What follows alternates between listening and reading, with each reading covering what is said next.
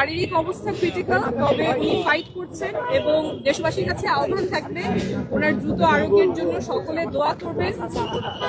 উনি দল মত সবকিছুর ঊর্ধ্বে উঠেই সবসময় ফাইট করেছেন, সহনশীলতার প্রতীক ছিলেন।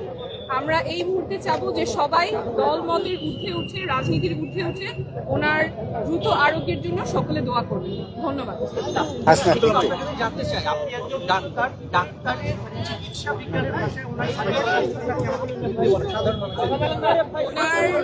শারীরিক অবস্থা ক্রিটিক্যাল, উনি নিবিড় পরিচর্যা পাচ্ছেন, অ্যাডভান্স ট্রিটমেন্ট পাচ্ছেন, তবে উনি ওনার অবস্থা স্থিতিশীল আছে, ক্রিটিক্যাল কিন্তু স্থিতিশীল, এবং চিকিৎসা চলছে। সকলের কাছে দোয়ার আবেদন থাকবে।